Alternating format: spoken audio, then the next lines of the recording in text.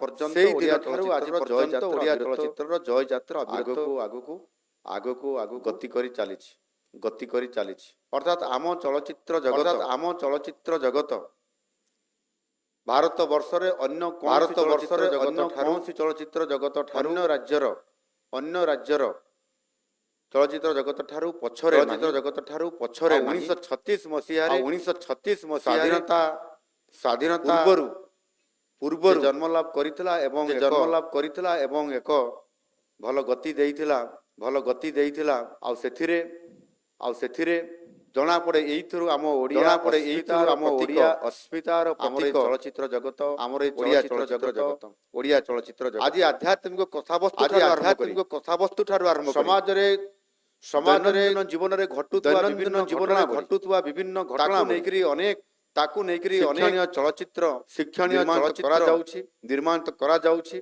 एवं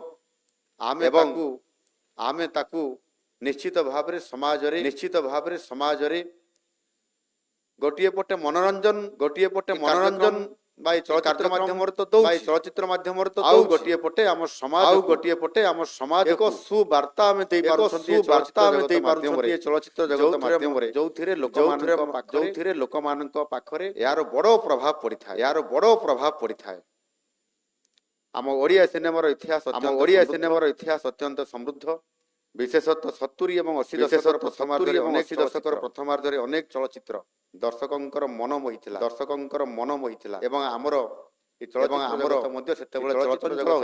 चलचंचल होई कौन से आर्थिक परिस्थिति कौन सी प्रकार प्रतिबंधक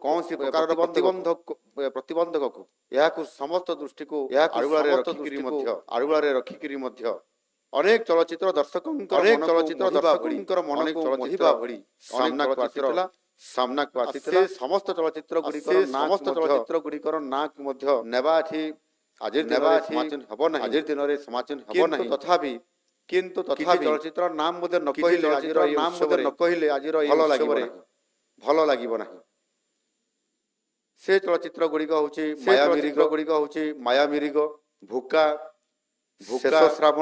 शेष श्रावण बाबू भली कालजयी चलचित्र संस्कृति को सारा विश्व रे सारा भारत वर्ष रे एवं सारा ओडिसा रे ये गौरवान्वित आनी देइथिला एही सिनेमा गुड़िक आम सामाजिक जीवनर बड़ प्रतिफलन थिला आमे खुशी एवं गर्वित जे निकट अतीत रे ओडिया चलचित्र जगत पुणी थरे एक नूतन सूर्योदय देखिछि सांप्रतिक समय रे निर्मित केतेक चलचित्र व्यावसायिक सफलता सह जातीय स्तर रे मध्य यह उच्च प्रशंसित हबारे गौरवान्वित हेई पारिछि दमन एवं प्रतीक्षा भली चलचित्र ओडिया सिनेमा को जातीय स्तर रे एक नूतन परिचय मध्य आनी पारिछि सेही भली आउ किछि चलचित्र जो गुड़िक जूरी मानकर द्वारा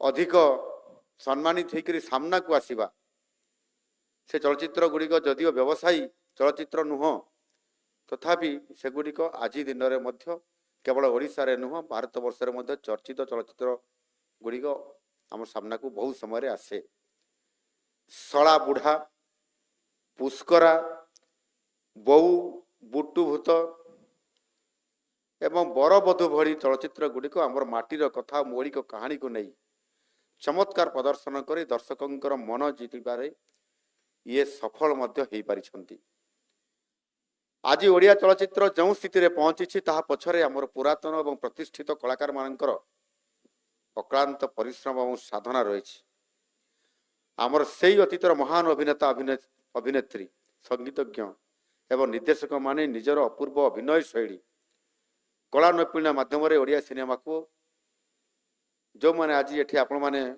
बसी छंती मु आपण मान को जो मान को देखुची आपण मान को पर्दा रे हमें देखुतलु आज सामना रे देखुछु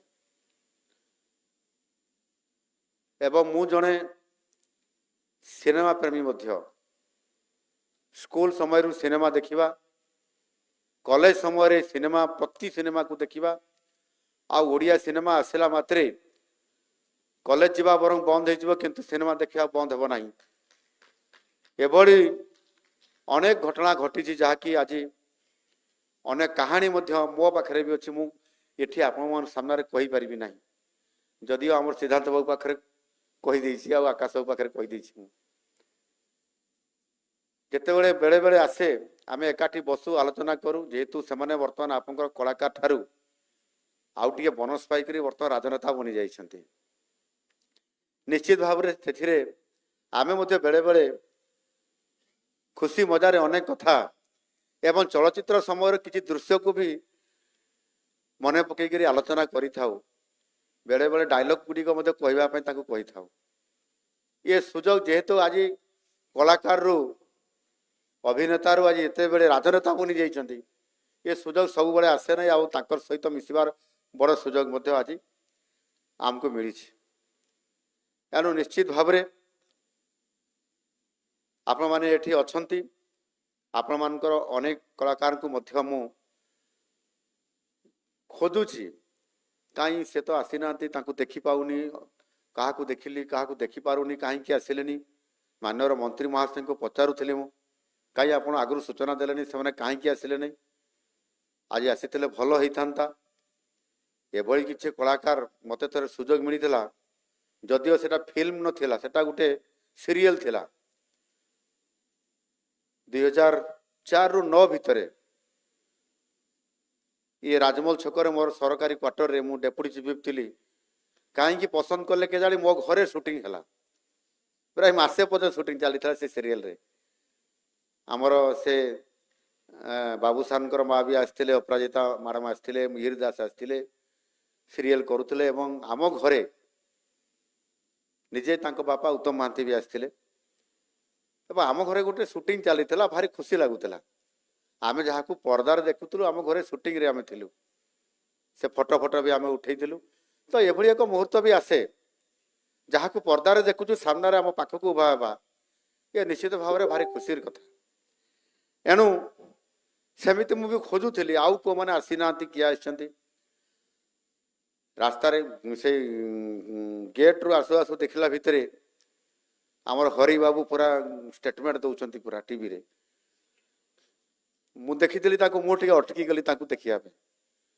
ସିଏ ତାଙ୍କର ସେପଟେ ରେକର୍ଡିଂ ଚାଲିଛି ମିଡ଼ିଆ ମାନଙ୍କର ଦ୍ୱାରା, ସେ ତାକୁ ଛାଡ଼ିକରି ହି ହି ହସି ସେ ମୋ ପାଖକୁ ପଳେଇ ଆସିଲେ। ସେ ଡିଷ୍ଟର୍ବ ହେଲା କି କ'ଣ ହେଲା ମୁଁ ଆଉ ଜାଣିପାରିଲି ନାହିଁ। ବାସ୍ତବରେ ଆପଣମାନଙ୍କୁ ଦେଖିଲା ପରେ ଭାରି ଖୁସି ଲାଗେ। ଆପଣମାନଙ୍କର ଷ୍ଟୋରି, ଆପଣମାନଙ୍କର ଅଭିନୟ, ଆପଣମାନଙ୍କର କଳା କ'ଣ କେତେବେଳେ ଆପଣମାନେ କରିଛନ୍ତି, ସେଇଟା ପର୍ଦ୍ଦାରେ ଦେଖିଲେ ଆଉ ଏଠି ସାମ୍ନାରେ ଦେଖିଲା ପରେ ମନ ଭିତରେ ଭାରି ଆନନ୍ଦ ଲାଗିଥାଏ। ଯାହାକୁ ଖାଲି ପର୍ଦ୍ଦାରେ ଦେଖୁଥିଲୁ, ଆଜି ତାଙ୍କୁ ସାମ୍ନାରେ ଦେଖୁଛୁ। ଇଏ ବଡ଼ ସୌଭାଗ୍ୟ ଆମର ମଧ୍ୟ। ଆଉ ଆଜି ସମୟ କ୍ରମେ ମୋତେ ମଧ୍ୟ ଗୋଟେ ବଡ଼ ସୁଯୋଗ ମିଳିଲା ଆପଣମାନଙ୍କର ସହିତ, ଏବଂ ଏ କାର୍ଯ୍ୟକ୍ରମରେ ଏଠି ମୋତେ ଆପଣମାନଙ୍କୁ ପୁରସ୍କାର ଦେବାର ଗୋଟେ ସୌଭାଗ୍ୟ। ଏଣୁ ନିଶ୍ଚିତ ଭାବରେ ମୁଁ ସମସ୍ତଙ୍କୁ, ଆମର ଆୟୋଜକକାରୀ, ଆମର ଡିପାର୍ଟମେଣ୍ଟର ବିଭାଗର ସମସ୍ତ ଅଧିକାରୀ, ମାନ୍ୟବର 2 ମନ୍ତ୍ରୀଦ୍ୱୟ, ଏଠି ଆମର ଚଳଚ୍ଚିତ୍ର ଜଗତର ଆମର ଏଠି ଆମର 2 ଜଣ ନେତା ଅଛନ୍ତି, ଆପଣମାନେ ସମସ୍ତେ ଅଛନ୍ତି। ଏବଂ ଏ ବାବଦରେ ଅନେକ ସମୟରେ ଅନେକ ଚିନ୍ତା ଆମେ କରିଛୁ। ଅନେକ କଳାକାର ଆମ ସହିତ ଯେହେତୁ ଯୋଡ଼ି ହେଇକି ଅଛନ୍ତି, ବହୁ ସମୟରେ ଚଳଚ୍ଚିତ୍ର ଜଗତକୁ କେମିତି ରୁଦ୍ଧିମନ୍ତ କରିହେବ, ଯଶସ୍ୱୀ କରାଇ ହେବ, ଅନ୍ୟ ରାଜ୍ୟମାନଙ୍କର ଚଳଚ୍ଚିତ୍ର ଜଗତର ଫିଲ୍ମ ଇଣ୍ଡଷ୍ଟ୍ରିକୁ ଯେମିତି ସାରା ଭାରତ ବର୍ଷରେ ବିଶ୍ୱ ଦରବାରକୁ ମଧ୍ୟ ପହଞ୍ଚି ପାରୁଛି, ଆମେ କାହିଁକି ୟାକୁ ମଧ୍ୟ ଯଥାସ୍ଥାନକୁ ପହଞ୍ଚେଇ କାହିଁକି ପାରିବା ନାହିଁ।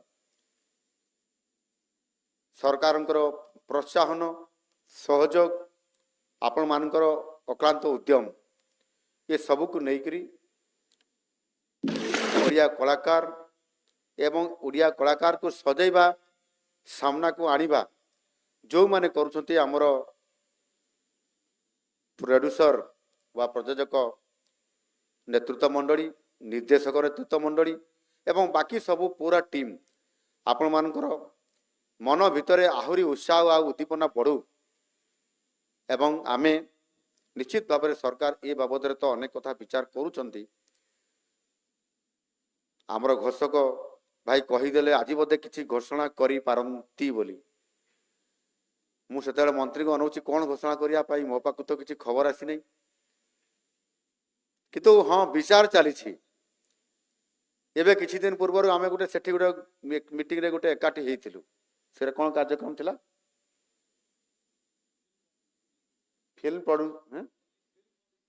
ଫିଲ୍ମ ପଲିସିକୁ ନେଇକରି କିଭଳି ଭାବରେ ଫିଲ୍ମ ପଲିସି ଗୋଟେ ଆସିବ, ସେ ଫିଲ୍ମ ପଲିସି ଅନୁସାରେ ଫିଲ୍ମ ଇଣ୍ଡଷ୍ଟ୍ରି, ଓଡ଼ିଆ ଫିଲ୍ମ ଇଣ୍ଡଷ୍ଟ୍ରିକୁ ଅଧିକ ମାନ୍ୟତା, ତାକୁ ଅଧିକ ଷ୍ଟାଣ୍ଡାର୍ଡ ଡେଭଲପ୍ କରିବା ପାଇଁ ପଡ଼ିବ। ଏ କଥାକୁ ନେଇକରି ଗୋଟେ ଆଲୋଚନା ଚାଲିଥିଲା। ସେଦିନ ବି ମୁଁ ଅନେକ କଳାକାରକୁ ଖୋଜୁଥିଲି, ପ୍ରଡ୍ୟୁସର ମାନେ ଆସିଥିଲେ, କଳାକାର ଆସିଥିଲେ, କିନ୍ତୁ ଅନେକ ମାନଙ୍କୁ ଟିକେ ଦେଖିବା ପାଇଁ ନ ପାଇଲେ ମନ ଟିକେ କଷ୍ଟ ହେଇଯାଏ। କାହିଁକିନା ଫିଲ୍ମରେ ଦେଖିବା ଆଉ ସାମ୍ନାରେ ଟିକେ ଆଲୋଚନା କରିବା, ମୁଁ ତ ଅନେକ ସମୟରେ ଭାବେ କାହିଁକି କହୁନାହାନ୍ତି ମୋତେ, ଏଇଟା ହେବା କଥା, ସେଇଟା ହେବା କଥା, ଆପଣ ଆସିଲେ କାହିଁ କରୁନାହାନ୍ତି। ବାସ୍ତବିକ ଆମ ପାଖରେ ପଇସାର ଅଭାବ ନାହିଁ, କିନ୍ତୁ ଆମେ ସମସ୍ତେ ଏକ ହେଇକରି ଗୋଟେ ଟିମ୍ ଓଡ଼ିଶା ହେଇକରି ଏ ସିନେମା ଜଗତକୁ, ଓଡ଼ିଆ ସିନେମା ଜଗତକୁ ଆମେ କହୁଛୁ ନା। ଆମ ସରକାର ଆସିଲା ପରେ ଏ 2 ବର୍ଷ ଭିତରେ ଅନେକ କଥା ଆମେ କହିଦେଇଛୁ, ଓଡ଼ିଆ ଅସ୍ମିତା କଥା କହିଛୁ। ଆଉ ଓଡ଼ିଆ ସିନେମାଟା ପୁରା ଓଡ଼ିଆ ଅସ୍ମିତାକୁ ନେଇକରି ଅଛି। ଆମେ ଗର୍ବିତ ଯେ ଆମର ଓଡ଼ିଆ ସିନେମାରେ ଓଡ଼ିଆତ୍ୱ ଅଛି, ପୁରା ଆମର ଅରିଜିନାଲିଟି ଅଛି, ମୌଳିକତା ଆମର ଅଛି। ଏହାକୁ ନେଇକରି ଆମେ ବହୁତ ବଡ଼ ଇଣ୍ଡଷ୍ଟ୍ରିକୁ ଛିଡ଼ା କରିକିରି ଆଗକୁ ଆମେ ବଢ଼ିପାରିବା। ଆଉ ସେଥିପାଇଁ ଅନେକ ସମୟରେ ଆଲୋଚନା ହେଉଛି, ଆମେ ବି ଆଲୋଚନା କରୁଛୁ। ଆମର ଏଠି ଆକାଶ ବାବୁ ଏବଂ ସିଦ୍ଧାନ୍ତ ବାବୁ ମୋ ସମୟରେ ଅନେକ ସମୟରେ ଆଲୋଚନା କରିଛନ୍ତି। ପିଙ୍କି ଅପା ଏଠି ବସିଛନ୍ତି ବୋଧେ, ଆପଣଙ୍କର କଳାକାର ପିଙ୍କି ଅପା ଆମ ପାର୍ଟିରେ ଜଣେ ଜବରଦସ୍ତ କଳାକାର, ମାନେ ନେତ୍ରୀ, ସବୁବେଳେ କାର୍ଯ୍ୟକ୍ରମରେ ସାମିଲ ହେବା କରିବା ନିଶ୍ଚିତ ଭାବରେ ଅଛନ୍ତି। ହରିବାବୁ ବି ଆମ ଦଳରେ ଟିକେ ଅଛନ୍ତି, ଆମକୁ ଭଲ ପାଆନ୍ତି। ଆହୁରି ସେ ଗୀତିକାର ଅଛନ୍ତି, ଆମର ମିଶ୍ର ବାବୁ ଅଛନ୍ତି। ଏଣୁ ନିଶ୍ଚିତ ଭାବରେ ଯେତେବେଳେ ଗୋଟିଏ ପରିବାର ଲୋକ ହିସାବରେ ଆମେ ଗଣା ଯାଉଛନ୍ତି, ସେତେବେଳେ ମନ ଟିକେ ଖୁସି ଲାଗେ। ଆଜି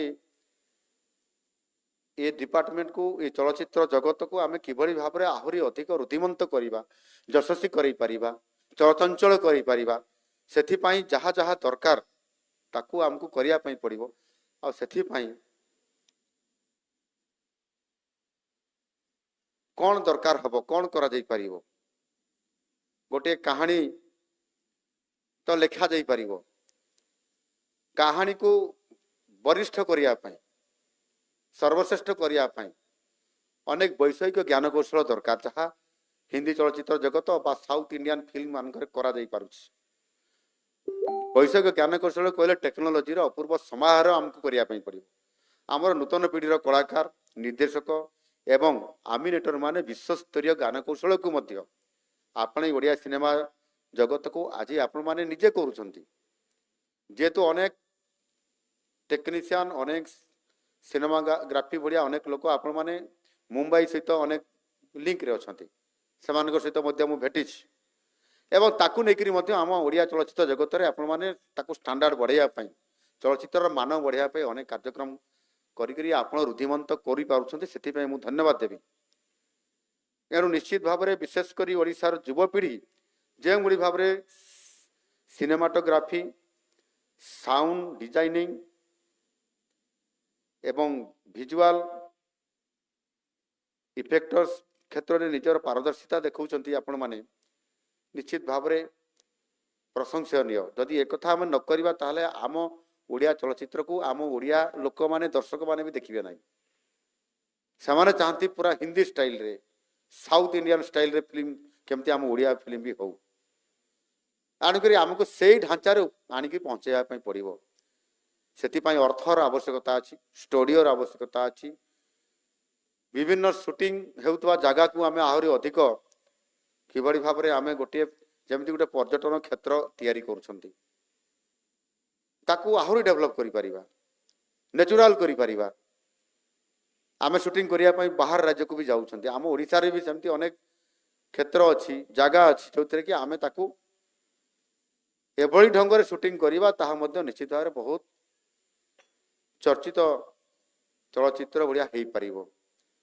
ମୋ କେନ୍ଦୁଝର ସହର ଆଉ ସହର ଉପକଣ୍ଠରେ ତ ଅନେକ ଚଳଚ୍ଚିତ୍ର ନିର୍ମାଣ ହେଇଛି। ଇ ହାକିମ ବାବୁ ବି ହେଇଛି, ସହରୀ ବାଘ ହେଇଛି, ଆହୁରି ଅନେକ ଚଳଚ୍ଚିତ୍ର ବି ହେଇଛି। ଆମେ ପିଲା ଥିବା ସମୟରେ ତାକୁ ବି ଦେଖିଛନ୍ତି ବେଳେ ବେଳେ ସୁଯୋଗ ପାଇଲା ପରେ।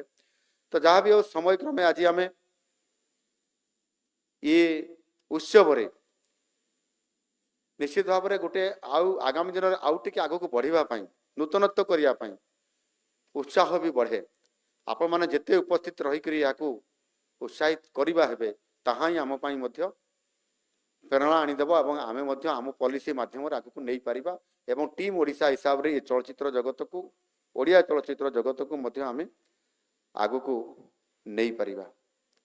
ଆମର ଚଳଚ୍ଚିତ୍ର ପ୍ରଯୋଜକମାନେ ଓଡ଼ିଶା ବାହାରକୁ ଯାଇ ମଧ୍ୟ ସଫଳତାର ସହ କାମ କରୁଛନ୍ତି ଏବଂ ଓଡ଼ିଆ ଚଳଚ୍ଚିତ୍ର ଜାତୀୟ ତଥା ଅନ୍ତର୍ଜାତୀୟ ସ୍ତରରେ ମଧ୍ୟ ନିଜର ସ୍ୱତନ୍ତ୍ରତା ବଜାୟ ରଖିବାରେ ଆପଣମାନେ ବି ସଫଳ ନେତୃତ୍ୱ ଦେଉଛନ୍ତି। ଆମ ସରକାର ଓଡ଼ିଶାର ଯୁବ ପ୍ରତିଭାମାନଙ୍କୁ ଅନ୍ତର୍ଜାତୀୟ ସ୍ତରରେ କିଭଳି ଭାବରେ ପ୍ରଶିକ୍ଷଣ ଯୋଗାଇ ଦିଆଯିବ, ଆଉ ସେଥିପାଇଁ ମଧ୍ୟ ଅନେକ କାର୍ଯ୍ୟକ୍ରମ ନେଉଛନ୍ତି। କଳିଙ୍ଗ ଷ୍ଟୁଡ଼ିଓକୁ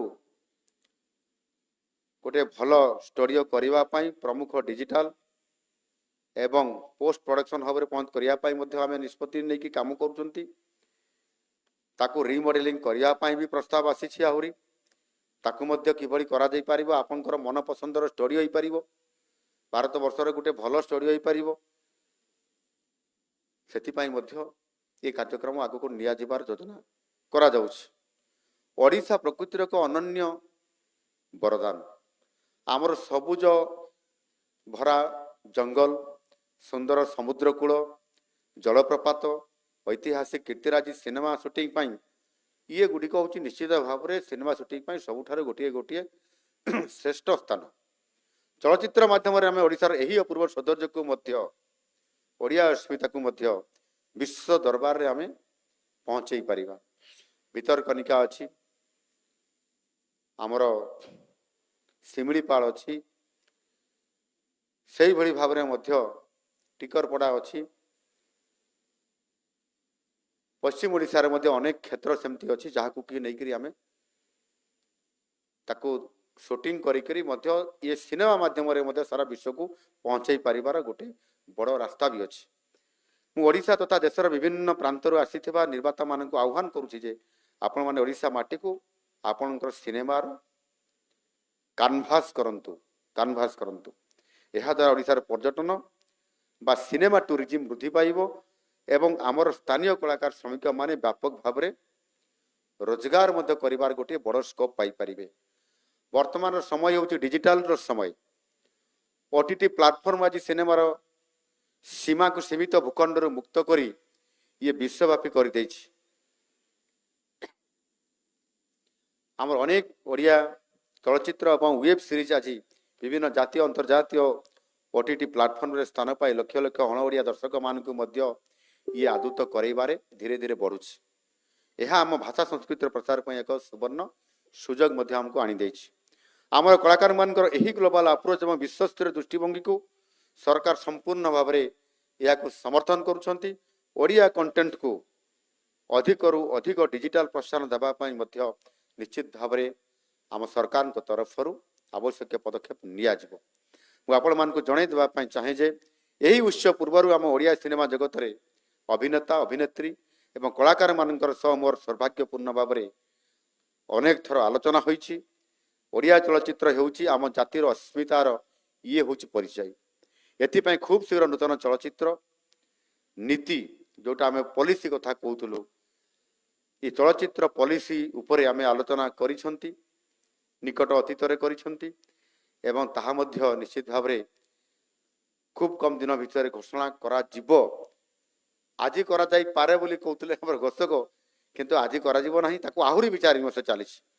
ୟାଠାରୁ ଆହୁରି କ'ଣ ବେଟର ହେଇପାରେ, ନିଶ୍ଚିତ ଭାବରେ ସେଥିପାଇଁ ଆମେ ତା ଉପରେ ଆଲୋକପାତ କରୁଛୁ। ଓଡ଼ିଆ ସିନେମାର ସାମ୍ପ୍ରତିକ ସ୍ଥିତି ଏବଂ ଏହାର ସର୍ବାଙ୍ଗୀନ ବିକାଶ ପାଇଁ କିଭଳି ପଦକ୍ଷେପ ନିଆଯିବ ସେଥିପାଇଁ ବିସ୍ତୃତ ଭାବରେ ଗୋଟାଏ କେମିତି କରାଯିବ ତାର ଆଲୋଚନା ଜାରି ରହିଛି। କଳାକାରମାନଙ୍କର ସୁରକ୍ଷା, ଉନ୍ନତମାନର ସିନେମା ନିର୍ମାଣ ପାଇଁ ବୈଷୟିକ ସହାୟତା, ସିନେମା ଜଗତର ଉନ୍ନତି ପାଇଁ ଆମ ସରକାର ସମସ୍ତ ପ୍ରକାର ସହଯୋଗ ଯୋଗାଇ ଦେବା ପାଇଁ ଆମେ ରେଡ଼ି ଅଛୁ। ଆମେ ରେଡ଼ି ଅଛୁ, ଆପଣମାନେ ରେଡ଼ି ତ? ये टीम ओडिशा हिसाब हमको काम करने पड़ो। एणु निश्चित भाव आम समस्ते मिसिकी आहरी व्यापक करवा, कलाकार मान प्रोत्साहित करने राज्य सरकार ये ओडिया भाषा साहित्य और संस्कृति विभाग पक्ष प्रतिवर्ष जो राज्य चलचित्र पुरस्कार प्रदान करा जाउछि एवं यह आउ टिके भव्य दिव्य करने आलोचना चली। प्रति वर्ष धीरे धीरे तार डेभलप आहरी भल केमती करा जाई परिबो। चलित वर्ष 35तम और 36तम राज्य चलचित्र पुरस्कार अधीन यथाक्रमे 2023 मसीहा 2024 ये 2 वर्ष मोट 66 विभागर ये पुरस्कार आपण मानकु जूरी माध्यम सिलेक्शन होकर पुरस्कार प्रदान करा जिवो, सम्मानित करा जिवो। एही अवसर 2023 मोहन सुंदर देव गोस्वामी सम्मान पाइथुवा अभिनेता श्री श्यामलेन्दु भट्टाचार्य ताकू मु स्वागत करुछि। समस्त अनुरोध करी जोरदार करताली देकी स्वागत करवा। एवं 2024 मोहन सुंदर देव गोस्वामी सम्मान पाइथुवा अभिनेत्री श्रीमती नम्रता दास को मध्य मु स्वतंत्र भाव में अभिनंदन जनाउछि। पुरस्कार पाइता समस्त कलाकार एवं चलचित्र शिल्प सहित जड़ित समस्त पुरस्कार प्राप्त व्यक्ति मानक मोर अभिनंदन जनाउछि। विशिष्ट जूरी सदस्य मानक मोर आंतरिक धन्यवाद जनाउछि। से बहु समय दे एवं सेमाने तांकर कलाकार मानकु किभली भाव में एथिरे पुरस्कार पाइबार भूमिका को निरपेक्ष करिक सामना